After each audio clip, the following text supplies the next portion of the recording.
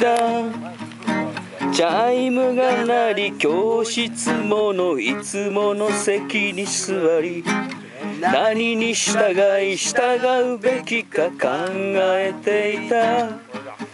ざわめく心、今俺にあるもの、意味なく方も減って戸惑っていた。放課後待ちふらつき俺たちは風の中、孤独瞳に浮かべ寂しく歩いた。笑い声とため息の方は下店で、ピンボールのハイスコア競い合った。退屈な心、刺激さえあれば何でも大げさに喋り続けた。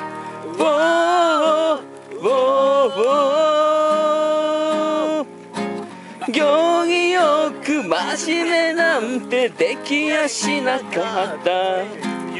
この校舎窓ガラス壊して回った。逆らい続けあがき続けた。自由になりたかった。